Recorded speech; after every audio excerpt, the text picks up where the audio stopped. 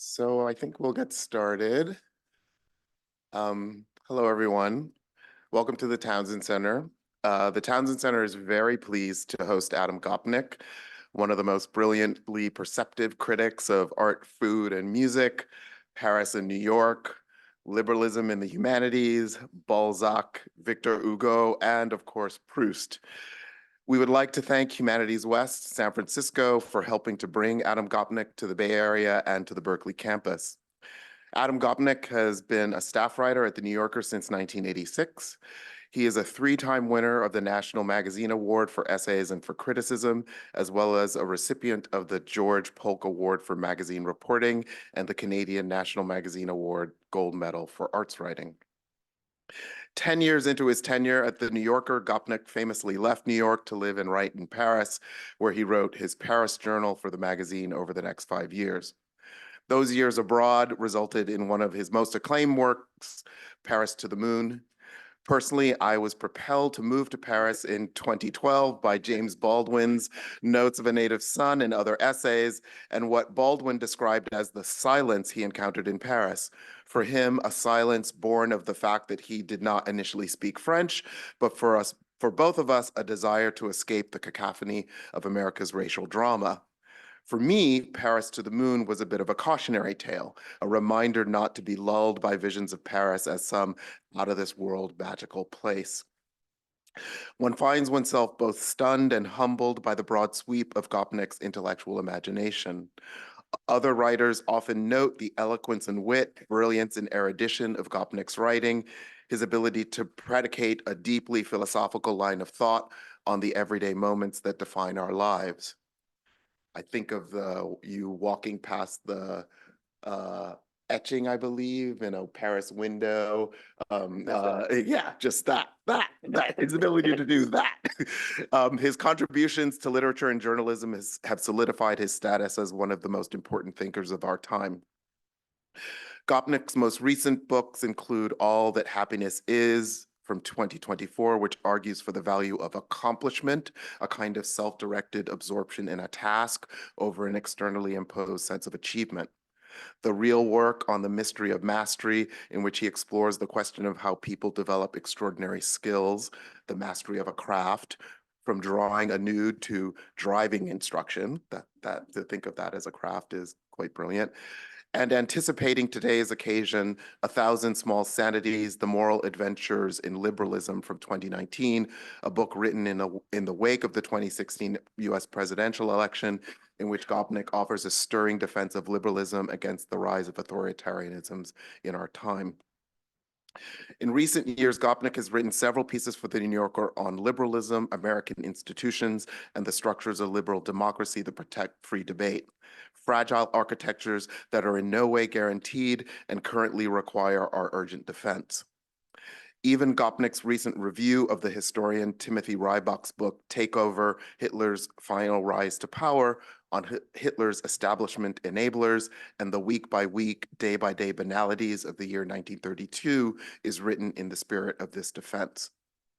The ever-present threat to liberalism is the topic of today's talk, the national emergency on liberal institutions protecting pluralism and free debate. Please join me in welcoming Adam Gopnik to the University of California, Berkeley. Thank you. That'll be the point. So that's it. Thank you. Thank you. What a beautiful introduction and over generous. I'm delighted to be here today, more than I can tell you. When you referenced me as one of our leading thinkers, you may have heard my mother laughing in the front row. But I'm delighted that my parents, both retired professors, Professor Erwin Gopnik, Professor Myrna Gopnik, are here this afternoon to listen, and I'm sure to ask tough questions afterward. If I have any ability to be eloquent or articulate, it's from fighting my way past 6 siblings at the dinner table every night for 20-some years. I want to talk today, yes, about liberalism, about liberal democracy. As was suggested, my arc, my life as a writer, is in some ways a classic one of a reformed esthete. I spent most of the first 20 years or so of writing for The New Yorker, writing about Paris and food and art, domestic manners. But as happens to us, I think, in what I will call decorously middle age, we become aware of the world around us in ways that are disturbing, upsetting, significant, and our minds broaden and our vision focuses. And mind focused, as some of you may know from reading my work on the issue of incarceration in America. I wrote a long piece, I think reasonably early on, called The Caging of America, about that issue. Then again about gun sanity in America. I've had the tragic duty of being the New Yorker's man every time we have yet another gun massacre in America. They ask me to write exactly the same piece that I'd written the previous time about it, and I never regret doing it because those same lessons apply. And in recent years, exactly as you've been saying, I've been turned towards the broader questions of the superintending architecture, if I can use a slightly pretentious term, of liberal democracy and what makes it work. I'm now also the magazine's regular writer on the philosophy of liberalism. I have 3 subjects: gun sanity, guarantees of liberalism, and the quarterback of the New York Jets, who usually arrives from California and always fails. Those are the 3 subjects on which the magazine always has me writing. The thing about liberalism is that it is in its nature a somewhat incoherent category. And it's also a word that's used in so many different ways that it's in many respects banished from our popular discourse. When I wrote my book, A Thousand Small Sanities, on the moral adventure of liberalism, I made, as authors do, a tour of select parts of the world. And in each place, I was discouraged from using the word at all. If you, on a Sunday morning talk show, my host urged me not to say or use the word liberalism because that meant to his audience, Obama and Hillary Clinton, to please say liberal democracy because that would include Mitt Romney and John McCain. I obeyed. Crossing the border into Canada, I was encouraged to use the word liberalism, but never to use the word liberals, because that references the governing party of Canada, the Liberal Party of Justin Trudeau, and praising liberals would seem to be praising the long-term party in power. If you go to London, when the book was published, you're asked not to reference liberals because that references a now defunct and pathetic political party and a largely finished political movement. And of course, as any of you will know who have spent time in Paris, liberals and liberalism in Paris and France refers only to free enterprise Thatcherians because of a peculiar evolution of the language. So you are urged never to say liberalism, liberals, or liberal, but to say Republican, Democratic, and Republicanism. Only in Italy does the word seem to be valued. When my book, A Thousand Small Sanities, was published in Italian, they called it liberalismo e amore, liberalism and love, which I thought was an absolutely beautiful name for the book and made me wish that I had thought of that for the book in English. And then I realized that every book that's published in Italian uses that formula. If you write a book about high energy physics, it's called the Fisico, the Oltre Energia e Amore. That's been true about 3 of my books so far. I've had amore attached to them. So it's a complicated concept. It's a concept that's had a very, in some ways very rich, but a very treacherous life in the world of ideas, in the world of concepts, and certainly in the world of words. When I think about the idea, though, I always come back to a very simple articulation of it, and that is that liberalism depends on 2 pillars.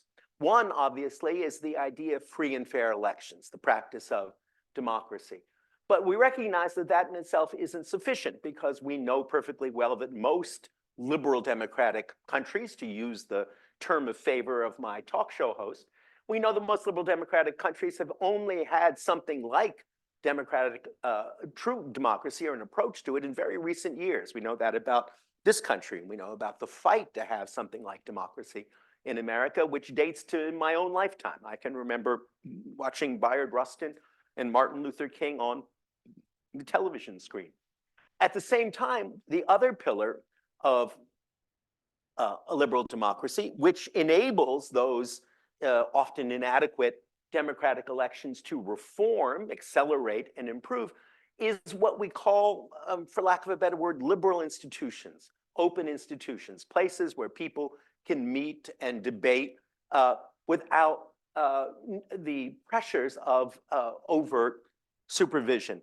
And that's why in my book, A Thousand Small Sanities, I chose as my eureka moment, as my primordial moment, as, so to speak, my big bag moment, a moment when John Stuart Mill and Harriet Taylor in the 1830s in London, John Stuart Mill, great, already a major philosopher, thinking hard about questions of freedom and of the individual and of society, met the great love of his life, Harriet Taylor, whom he always described as his greatest teacher and was certainly his greatest collaborator, but who then got what one might call Yokoized by respectable male commentators, deprecated and diminished until very recently, when we've come to understand what a major mind Harriet Taylor really was.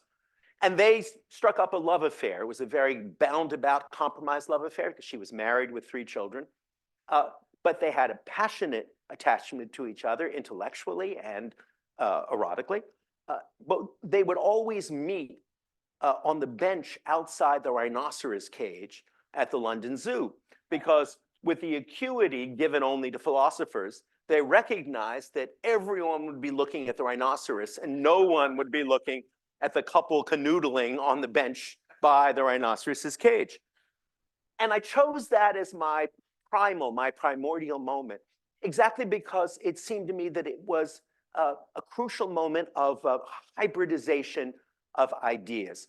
Because John Stuart Mill, of course, was working on the ideas and on the rhetoric that would eventually blossom as his great book of 1859 on liberty, still a foundational volume of liberal democracy, preceding the great reform movement within Britain and within the British Parliament, in which Mill sat for a while.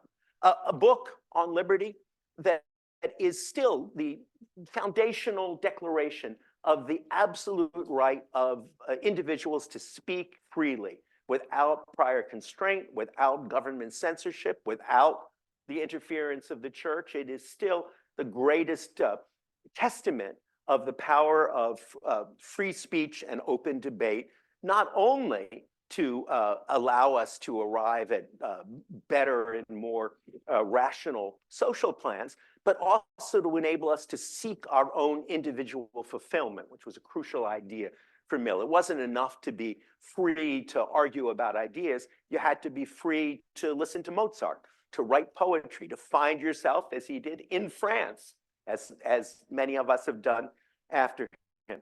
At the same time, Harriet Taylor was brewing up the ideas that would become her great book, published under both their names, on the subjection of women, which is, if not the first, still perhaps the most powerful and enraged, indignant case made, not for women to have more authority and more freedom than they had at that moment in the 19th century, but to be treated on terms of absolute equality with men, not asking for a favor, so to speak, but demanding absolute equality in business, in work, in politics, and in every sphere, making the good point that in every sphere, I still think this was an immensely shrewd argument, that in every sphere, the limited ones, where women were allowed to compete, as in writing novels or acting on the stage, they were clearly superior to the men who they competed with, this in the great age of Ellen Terry and George Eliot.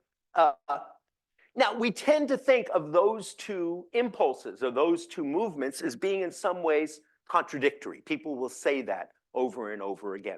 They'll say that the urge towards individual liberty and the rights of free speech and free expression are in some way in tension with, or even opposed to, the drive for social equality and the push for the fair treatment of minorities, or in the case of women, of majorities previously suppressed, that those two things are perpetually in tension. I think that the image and the instance of Mill and Taylor meeting on that rhinoceros bench and collaborating together is good empirical proof or argument that it isn't. Because exactly their insight, their shared insight in front of that squat and unappealing rhinoceros was that these two things were in perfect harmony, that the urge to speak freely, to feel freely, to find yourself on your own terms, not dictated by power, was essentially allied to the desire to spread that kind of freedom, to spread those rights as broadly and as universally as you possibly could. Mill could not be fulfilled in himself if Taylor was in a state of perpetual peonage. It's an idea that's still summed up beautifully by Bruce Springsteen at the end of every concert. If you've ever been to a Springsteen concert, you'll know that he ends it, by saying, nobody wins unless everybody wins. It's a simple, striking meme, and it sums up exactly what Taylor and Mill were feeling and beginning to articulate on that bench outside the rhinoceros cage at the London Zoo. I use the rhinoceros in that book as, for me, a symbol of the power of the kind of liberal thought that John Stuart Mill and Harriet Taylor were moving towards, exactly because it looks awkward when you first pay attention to it. It doesn't have any of the dogmatic clarity of Marxism on the one hand, or of Catholicism on the other hand. It doesn't offer you a neat, clipped version of history. It offers you a range of possibilities, explorations, investigations. Like the rhinoceros, it's far from ideal. And when we examine it, it can seem baggy and squat and unappealing, as we often feel, as we inevitably feel when we examine the workings of a liberal democracy in our own lives today. And yet, its enormous attribute, the one thing that the rhinoceros has, is that it's real. You know, the rhinoceros is the original type of the unicorn. Travelers would go off, see a rhinoceros, and come home and draw a unicorn because it looked much better with silver skin and a one perfect horn in its head. Unicorns are non-existent. Rhinoceroses are real. And in that sense, I think a powerful symbol of the radical realism that Mill and Taylor shared on that bench. Now, I've said that to my mind, the two pillars of liberalism, properly understood, of liberal democracy, as we engage in it, are on the one hand, free and fair elections, and on the other, the practice of open institutions.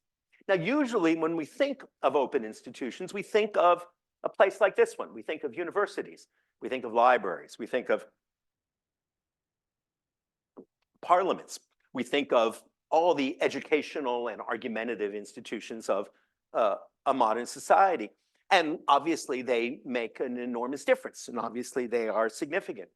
But I think the hidden part of those liberal institutions, or the less obvious one, is exactly not just what they were arguing about at the zoo, but the very fact that the zoo exists as a public institution, officially apolitical or non-political, and yet a place exactly where people can meet and clandestinely or openly talk, share ideas, arrive at new visions, new love affairs, new conclusions.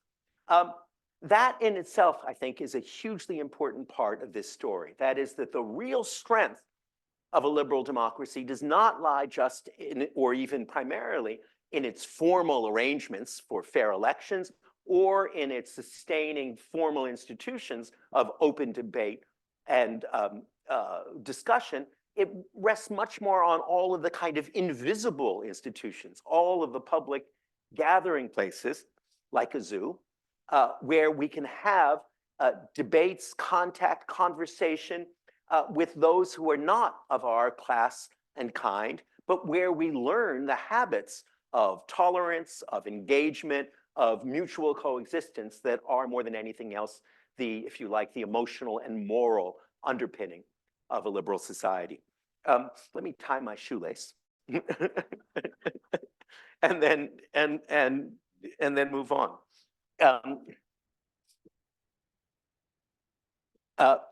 These are, of course, new shoes that my wife insisted I wear in place of the sneakers that I normally have. It is her claim and that of my wonderful daughter, to whom the book Thousand Small Sentences is addressed and dedicated, that I have the unfortunate habit of appearing dressing like a 1980s stand-up comedian when I'm giving talks, in jeans, a jacket, and sneakers. And they say that this is a look that has long since been banished.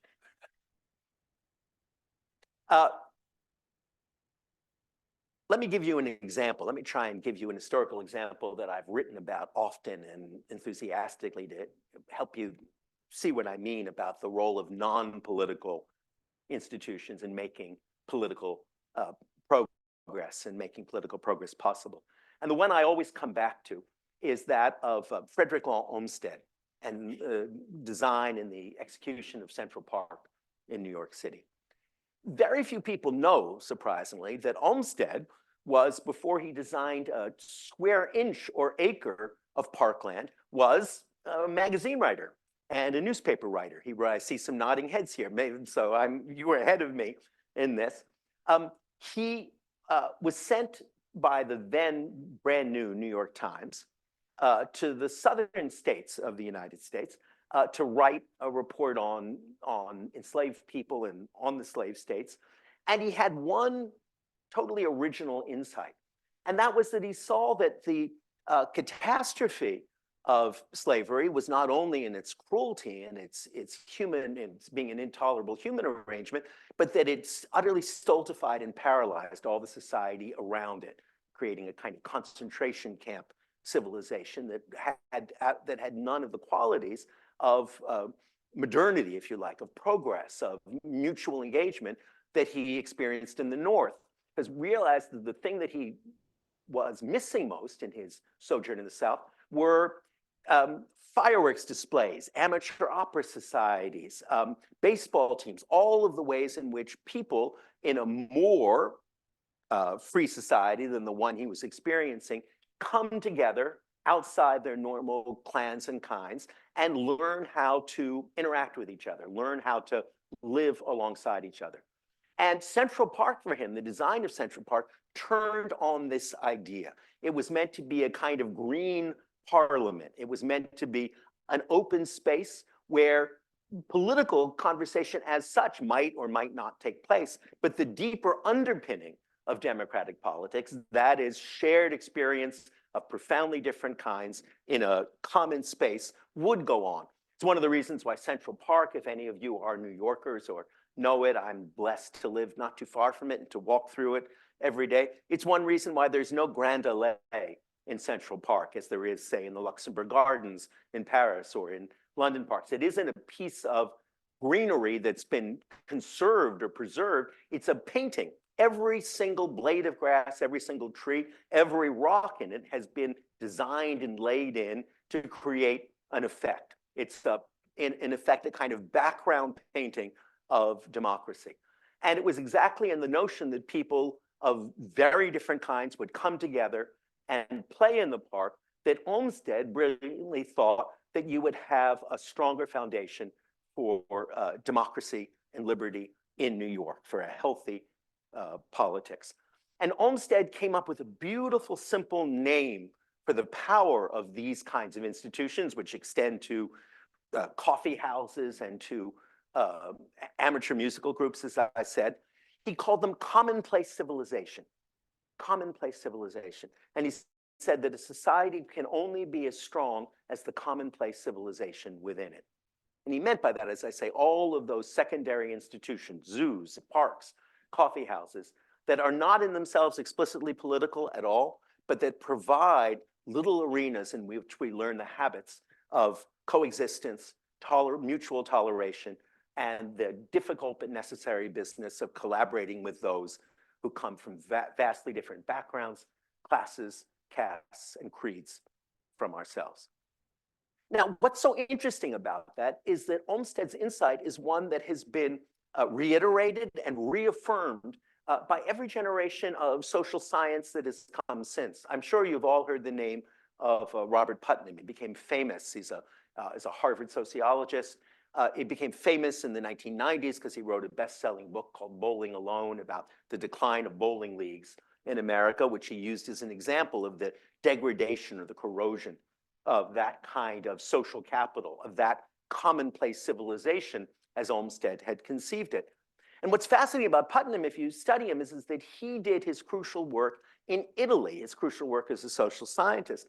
And he asked the question, what makes democratic decentralization work in a country like Italy? Italy was going through a moment when more and more decision-making was being moved from the center in Rome to the peripheries, so to speak, of the regions and the towns. And trying to evaluate the places in which that democratic decentralization worked, seeing how sound it was, how satisfied people were with it at all, he discovered that by far the most powerful correlation to predict the success or failure of a democratization, regional democratization, was the number of amateur opera groups that you had in the towns. Exactly, and all those other kinds of social capital, all that other secondary commonplace civilization, because it was people who had already learned the difficult but essential habits of cooperation, coexistence, working with others not of your caste or kind, who had the bases of democracy, so to speak, already imprinted in their minds and souls and bodies, and only had to activate it to bring it to the world of urns and debates. That's an insight that's been repeated over and over again, that the primary importance of social capital, what we call after Olmsted commonplace civilization, not only in decorating, embroidering democracy, but in sustaining it, irrigating it, and watering it. That's a truth that seems to have been reaffirmed again and again by the social sciences, by history, and indeed by our own personal observation.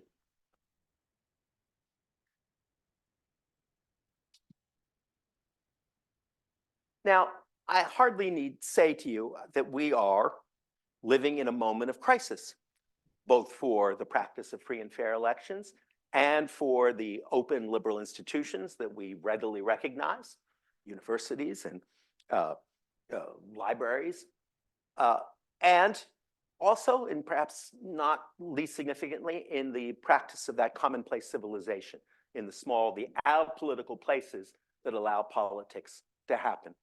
We all feel that, I think.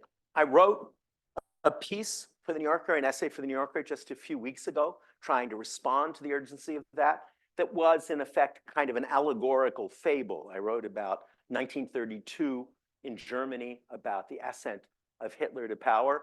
And though I never once mentioned, I was drawing on Timothy Ryback's fine new book on that subject, but also on all of the social science and history I could find peripheral to it that would inform my understanding of that year and that moment.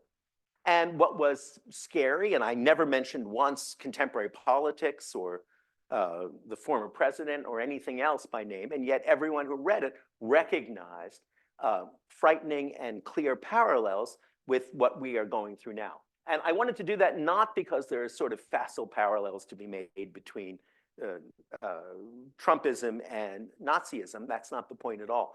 It's to reaffirm something that historians like Timothy Snyder and my friend Ruth Ben-Gia have been telling us over and over again in the past few years.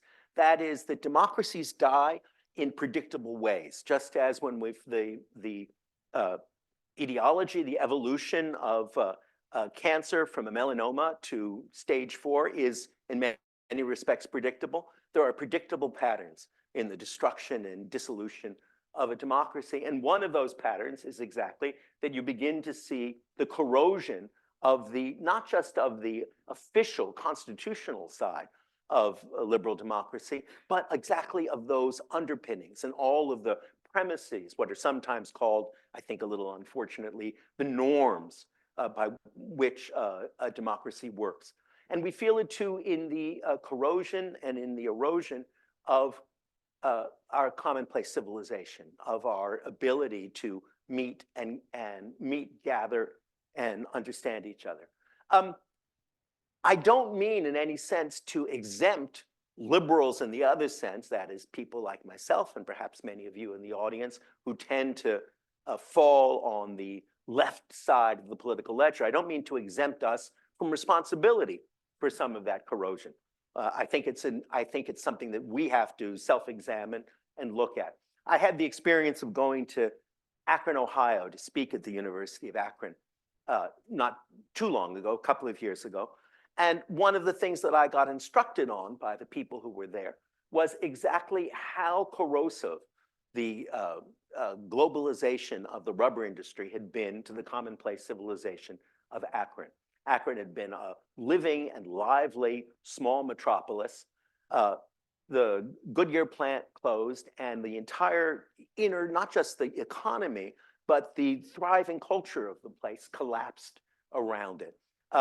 I like to quote rock stars when I'm speaking, as you've noticed. I quoted Springsteen. The best account of the decline and collapse of the commonplace civilization of Akron is in Chrissie Hynde's memoir. Anyone remember Chrissie Hynde of the Pretenders? I thought Chrissie Hynde was British because the Pretenders were a British band. She's actually from Akron, and she writes eloquently and beautifully and alarmingly and warningly about how when she was growing up as a girl, Akron was a place where there was a underground record store, 3 underground record stores, small rock bars, department stores, movie houses, a repertory movie house, all of the places where you could get, in effect, an education exactly in the commonplace civilization that enabled her to discover punk, learn rock and roll, and eventually get out and go to England. All of that vanished and destroyed now. So I certainly recognize the degree to which liberal democracy creates its own acidic forces and creates its own corrosion. But I don't think that's the primary crisis that we're facing right now, and I'd be disingenuous if I said that it was. I think it is one of the crises and one that we have to respond to. The real problem that I think we're facing, the crisis that we're facing, is twofold. One is the corrosion by the far right in America of all of those premises and basis by which democracies work, primarily the one that is so fundamental that we don't even think about it very often, and that is the normal oscillation of power.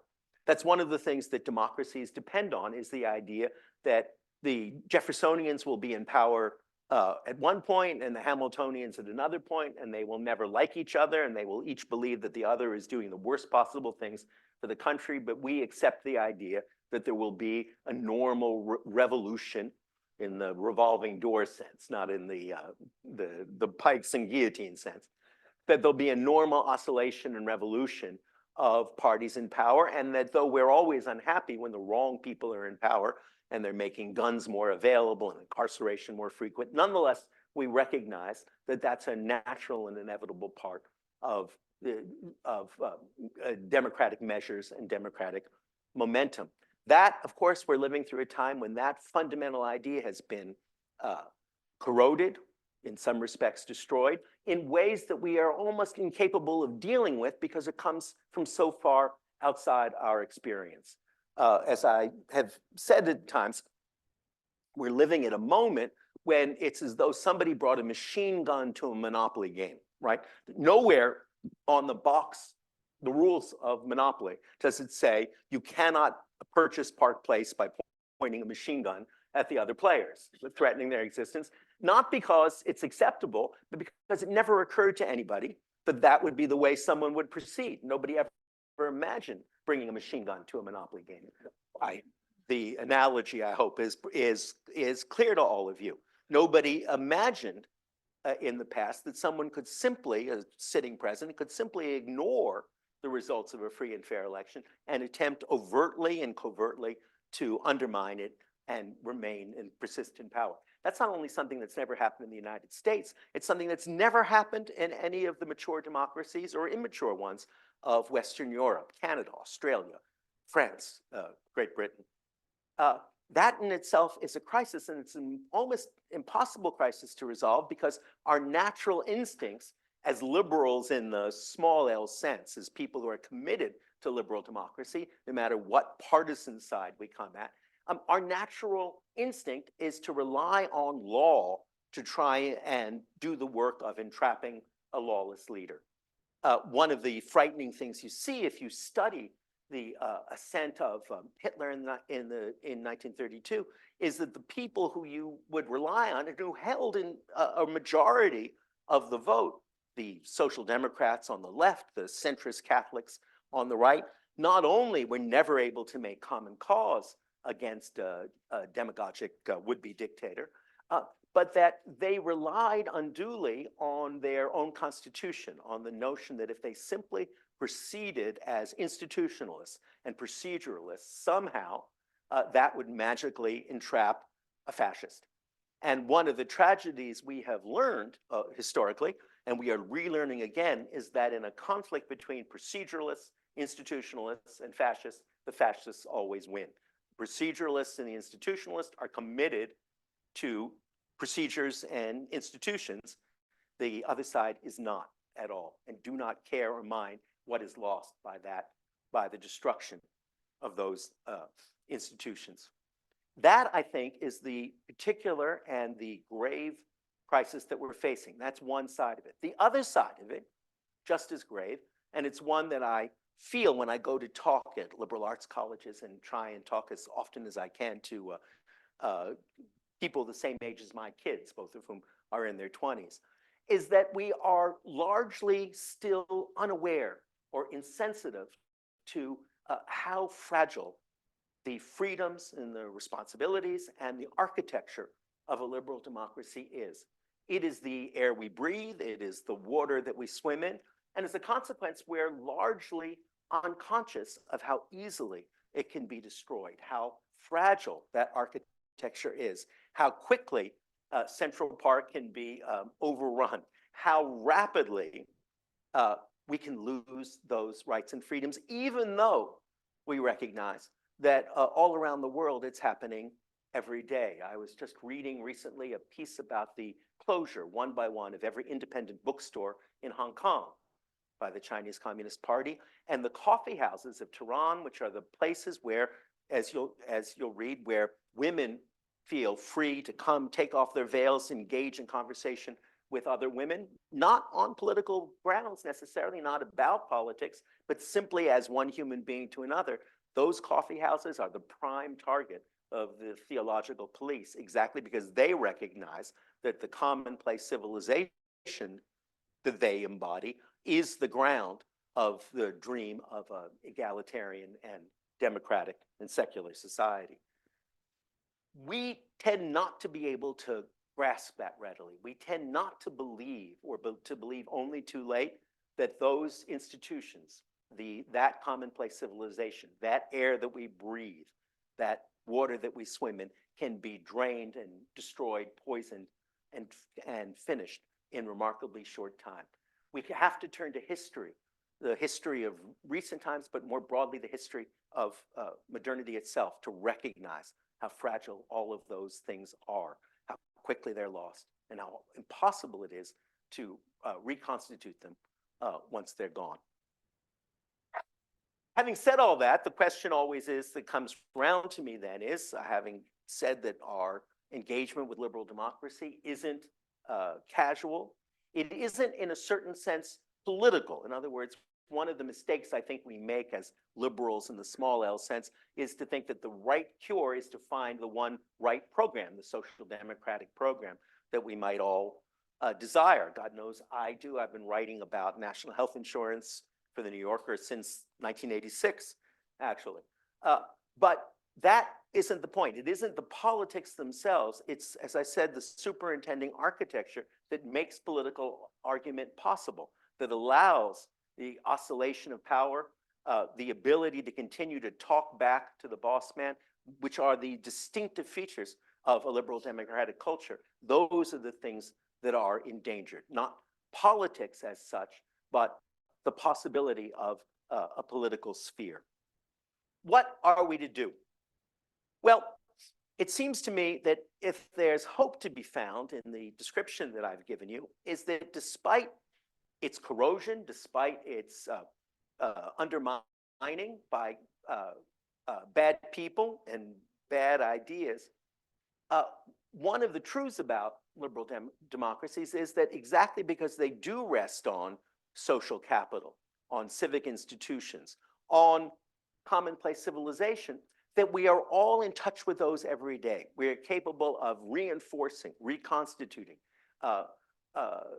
rebuilding the things immediately near at hand in our daily life and in our daily pursuits. If we focus on that, it seems to me that we can then actually have a clearer notion of how we dissipate the clouds of fear that settle on us and make us seem incapable of action.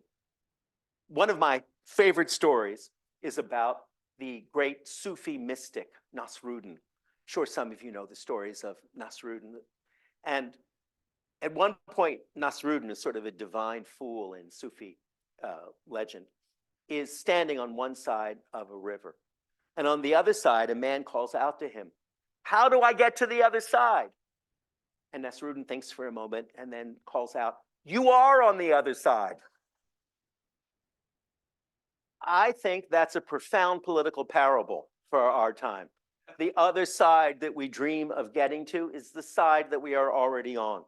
The duties and responsibilities we have in rebuilding the premises and platforms of democracy are immediately at our fingertips. The other side is already the side we're on if we choose to recognize it. Thank you so much for listening.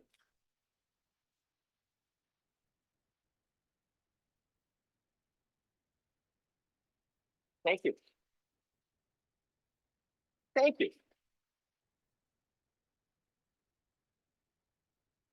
Remember Milton Berle? You're too young, remember, he would go like this and then like this. I'd be delighted to take your questions. I know I've thrown an enormous amount out at you. And there's a microphone here from which to speak. So let me try and clarify all of that which is clouded and extend this beyond where we've been so far. I'm not sure you're going to be able to answer. Were you living in New York in 2016? Yes. Oh my God, yes. So I have spent many years trying to figure out how the New York Times allowed Donald Trump to get the nomination. That's a home story. They knew. Right, They knew who he was. Now I'm going to guarantee myself a lifetime of bad reviews if the publishing industry continues by critiquing the New York Times. One of the striking features of Timothy Ryback's book on the ascent of Hitler is the role of the New York Times. The New York Times had a correspondent named Burchell in Berlin. And Burchell routinely and regularly would explain to the readers of the Times not to get panicked about Hitler, not to take him too seriously, that it was all performative, and that the anti-Semitism was a sop to his base, and that the real people to watch and understand were the respectable conservative politicians behind him. Burchell wrote this over and over again, could not confront or look at the reality of what he was facing. Now, let me say on behalf of Burchell, on behalf of the Times in that way, having been immersed in that particular kind of journalistic culture, it's not what I participate in, but of course it's one that I see and many people I know and respect are part of. It isn't that, and it's not just the Times, the Post, the media are surreptitiously or clandestinely in favor of Trump any more than Burchell was in favor of Hitler. It's that they feel that the value added that they bring to the conversation is to deny the obvious, right? And to give you special information that you otherwise wouldn't have. The headline, "Deranged Demagogue Tries to End Democracy," which is the actual headline that should be on every newspaper, on every mind, blazoned on our consciousness every time. They feel that gets exhausted after you've said it once or twice. So you need something new. You need a new take, new information, and so on. So I won't forgive them, but I can understand how it happens. But you're absolutely right. And one of the lessons that I wanted to draw from the experiences of not just 1932, but of Argentina and Italy and all the other places, Hungary most recently, where democracy has ended or been effectively ended, is that inevitably there's a kind of paralysis on the part of the press, right? Don't want to face the truth of what we're looking at. And I think that's true. It was kind of worse than that, though. When you remember CBS Moonves says, Donald Trump may be bad for the country, but he's great for us. This is sadly true. This is sadly true as well. Gentleman here. Hi, I wanted to ask you about the role of technology in the superintending architecture you talked about, because it seems to me it's not just a modification, it's a rip and replace. We've gone from knowing how to live on land and now we're underwater and everyone's trying to figure out how to breathe. Yes. If we were here 2 years ago, we wouldn't be here. This commonplace would be on Zoom, and that would be for a short time a blessing and then a long curse.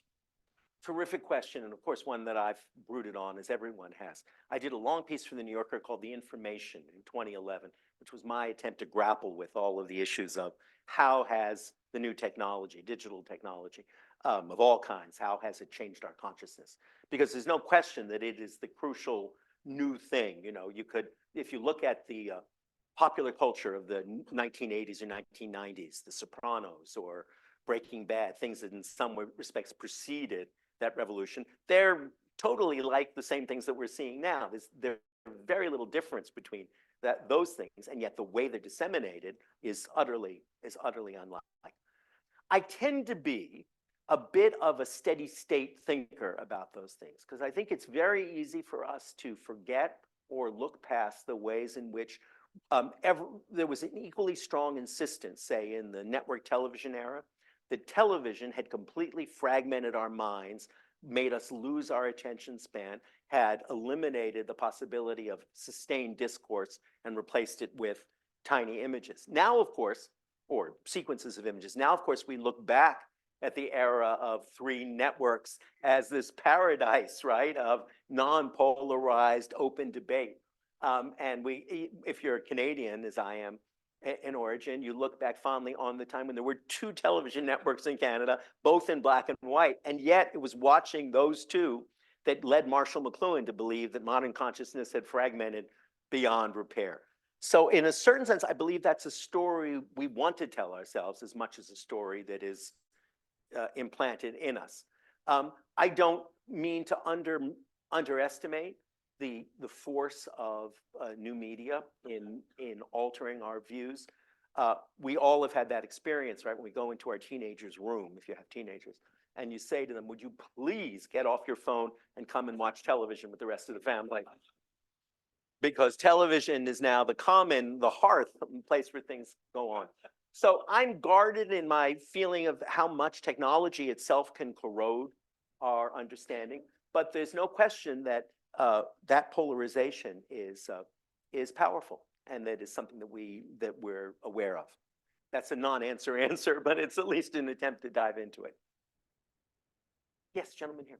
Hi, thank you so much for this talk. It's been great. I'll hate myself if I don't ask this.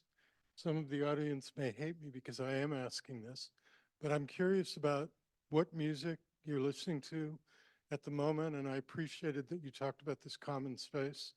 And a more pointed question is, do you have any thoughts about Beyonce's Cowboy Carter album and its impact on culture in the country right now? I have, yes, in a word. So what music? I'm a music nut. I live for music. I would much rather have been a musician than been a writer.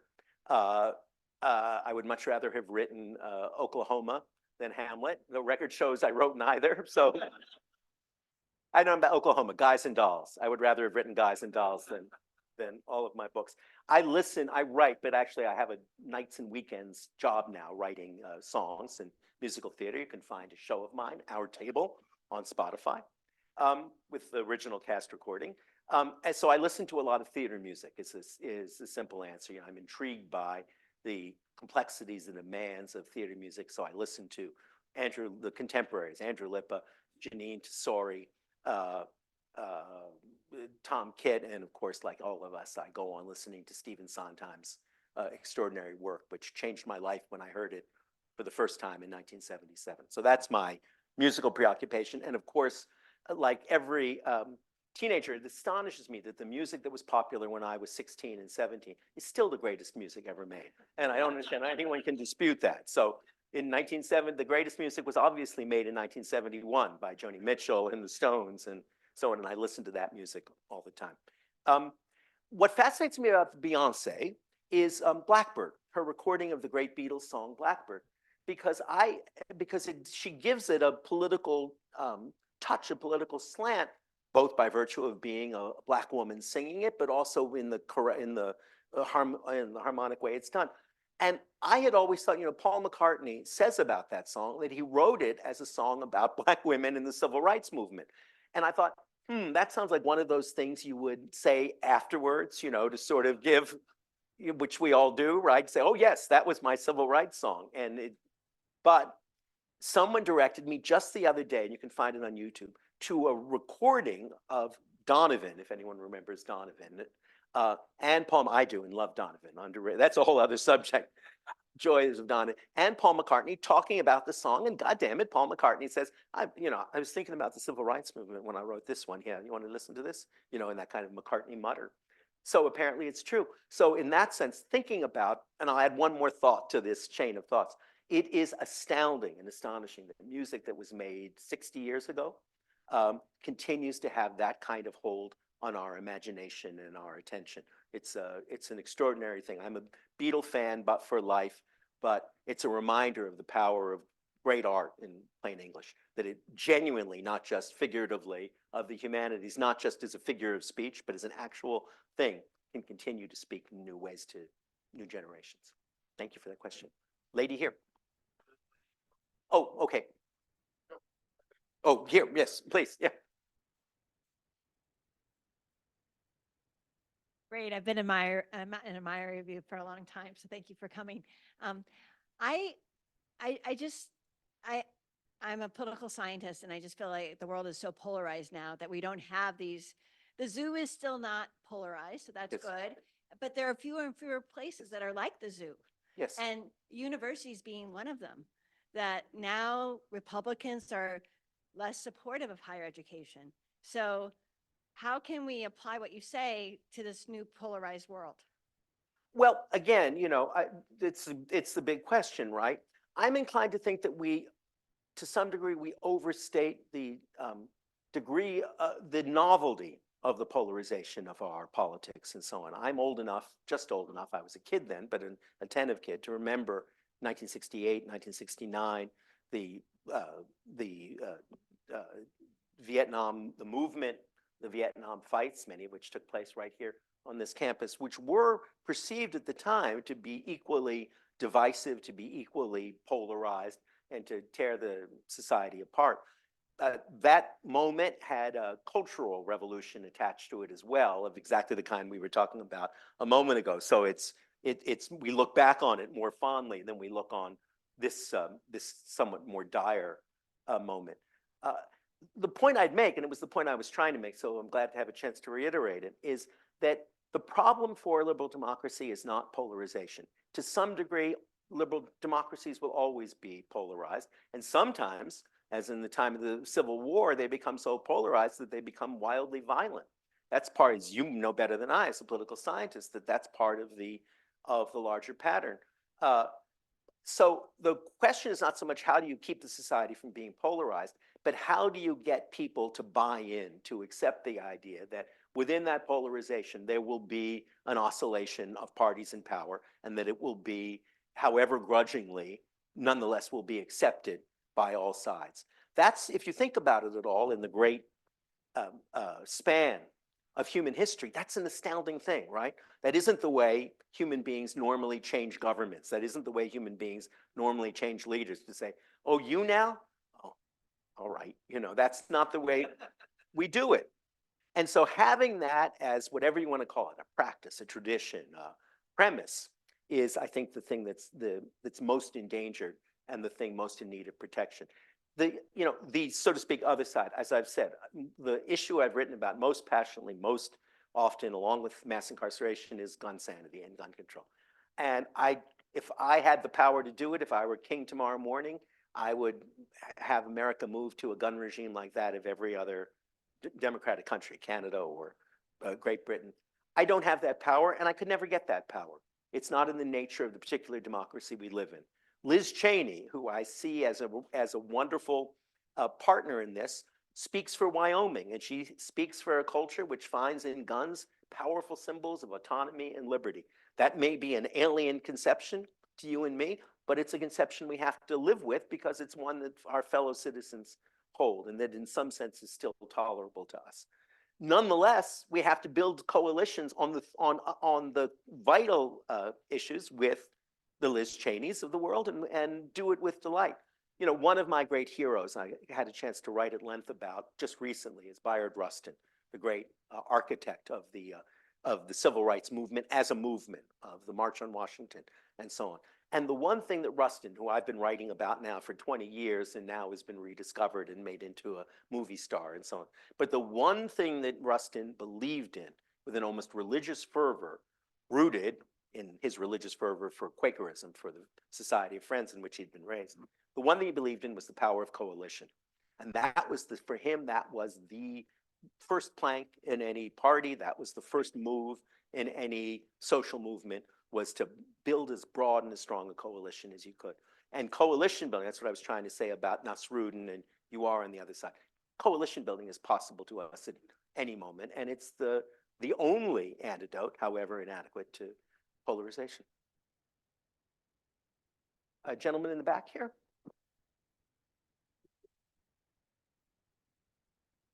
Last row. We'll go one to you and then. Okay. Thanks.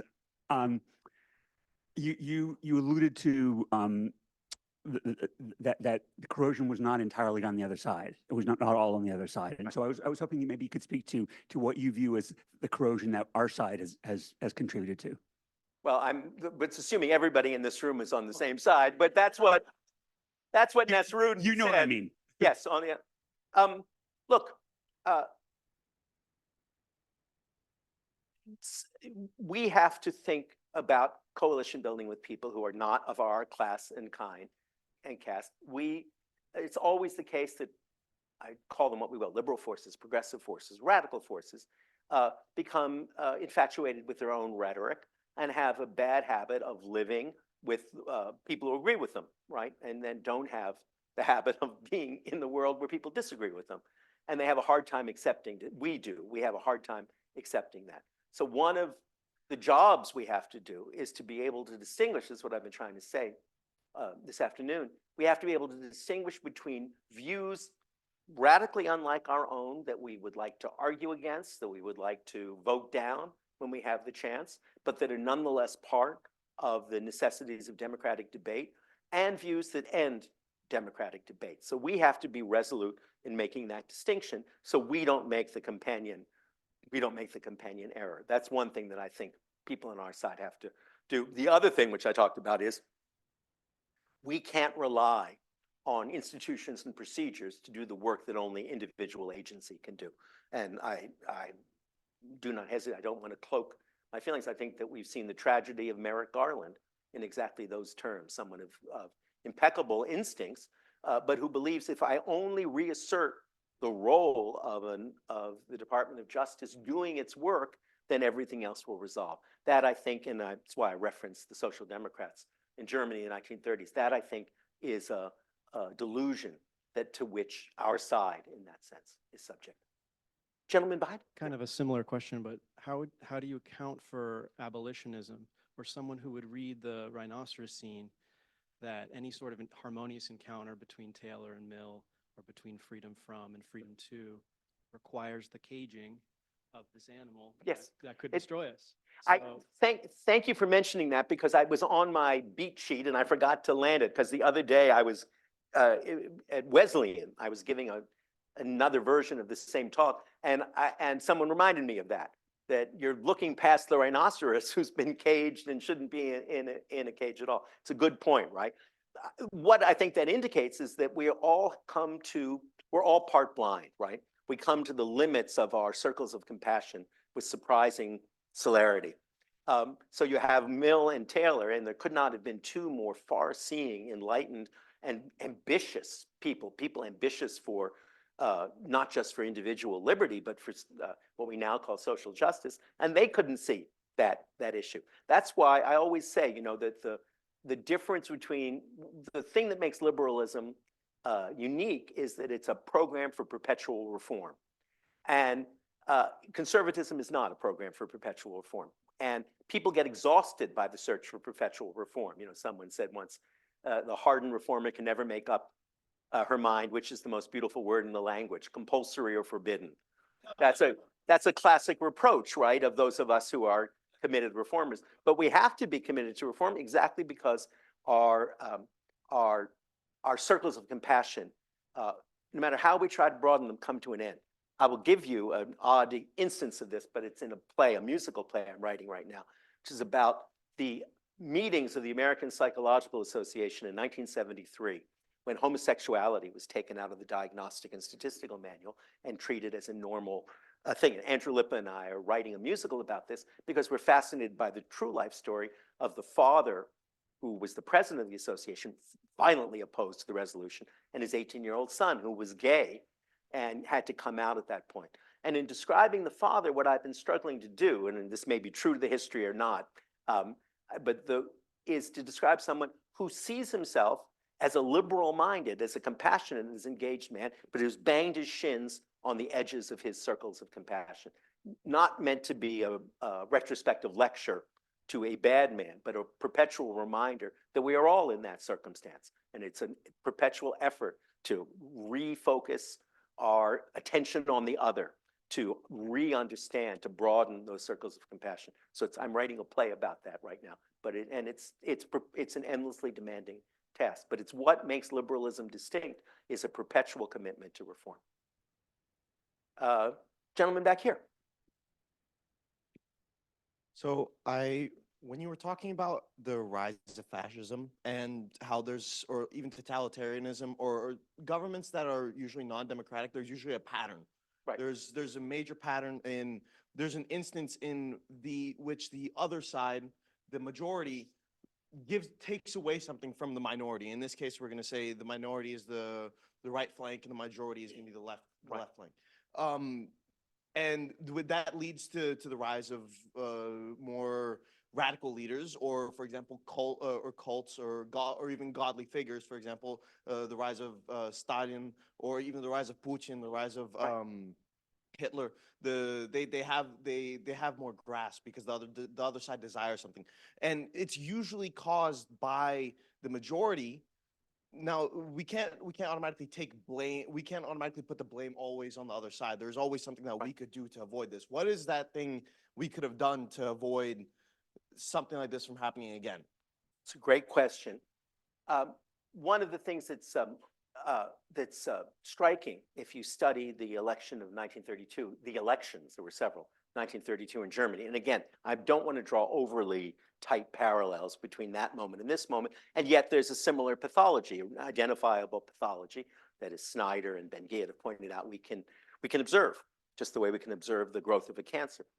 And one of the things that's striking is that people tend to react to abnormal circumstances as though they were normal. So the people who were voting in those elections, when political scientists look at what motivated them and moved them, who voted for who, they were voting in completely normal patterns, right? Nobody was saying in Germany at that point, what we need is an apocalyptic, nihilistic cult that will leave hundreds of millions of people dead and Germany utterly destroyed. That was not what they were voting for. They were voting for their familiar allegiances, and they were voting against their traditional enemies, even more than anything else. And if there's one thing that seems to distinguish the fall of democracies and the rise of authoritarian cults, it's the capacity of people to convince themselves that the other side is so depraved and deranged that, and this is always the language, we have no choice. I have no choice. You may have seen Bill Barr saying that the other day. This is somebody who knows firsthand and has said categorically that Donald Trump is unfit for office, a serial liar who cares only about himself. But he came out and said he's going to vote for him because the other side is so horrific. Now, that seems to me delusional because the other side is composed, for good or ill, not of radicals, but of centrists. But that's the psychology by which this proceeds. And you have to be constantly trying to intervene in that psychology and say, no, that is not true. The other side is not composed of demons. It's composed of those people. And in saying we have to do the same work and recognize that the majority of people who support authoritarian causes are not consciously authoritarian. They're simply voting their fears more than any other thing. And that's part of the duty of good democratic politicians are able to calm and placate people's fears and replace them with hopes. That's what a good politician can do. And we should never, one last thought, never minimize the role of a good politician. We tend to have contempt for politicians because in the nature of their work, they have to compromise all the time. That's the nature of doing it. To be able to do that effectively in the same way that enables them to reduce the level of fear being felt by at least a part of the, so to speak, other side, that's a very powerful way of supporting and defending social institutions, liberal institutions. We have time for one more? Sure. Lady here? Yes, in Hold on. challenging the back and forth, the oscillation, natural oscillation that you described between, say, in this country, Democrats and Republicans, what I see challenging it are such things like the Federalist Society and the Heritage Foundation that have helped create the Supreme Court that we have. And I'm wondering how you think we could counter those kinds of insidious forces.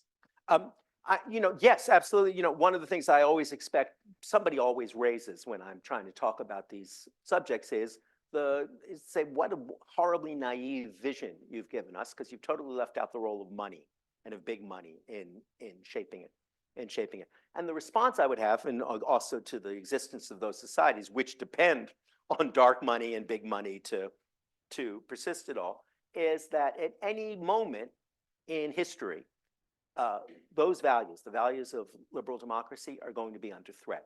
There has never been a moment, right, when we can look and say, we're sailing this ship smoothly along, and we'll all come. I'm old enough myself. I'm not that old. I'm old enough to remember, though, that in the 1950s, everyone said that liberal democracy was doomed in the face of the militant force of world communism. People forget now that Ronald Reagan didn't come to power praising the city on the hill and its inexhaustible power. It came just the opposite, saying we're threatened, we're on our way out, and so on. And that was the rhetorical force of his arguments. And then I'm old enough to remember I was on the site in 9/11, and everyone said, "Oh, how can decadent liberal cities ever compete against the militant Islamic forces?" Again and again and again, we hear that, and if we go back to before I was born, to the 1930s, that's all anyone said. Liberal democracy was obviously defeated. It was the why the New York Times wrote as it did. And yet, at every moment, it's turned out to be resilient, more resilient than we know, able not to easily master, but to counterpoise the forces of, including the forces of big and dark money. And this might be a good place to end. That I think the mistake we sometimes make is that we see the values of liberalism in the sense that I'm trying to articulate them today. We see them as a kind of a date with destiny. History tells us that they are the best solution to the problems of modernity or to the problems of the Industrial Revolution or all kinds of things. I incline to think that they're simply permanent values that you can find going back to antiquity, you can find all over the world, values that we sometimes call the values of humanism, values of pluralism above all, the value of believing that social coexistence is better than social violence, tendency to believe that ideological disputes should be settled as nonviolently as is humanly possible, that religious wars are bad, and above all, I think, the belief that fanaticism is the enemy of the human spirit, and humanism is simply the perpetual antidote to the fanatic turn of the human mind. If all of those things seem to me not to be parts of an ideology developed to suit an historical moment, but parts of a system of beliefs that will be perpetual and that we will whisper to each other in the dark, even if they are eclipsed for a time. Thank you so much.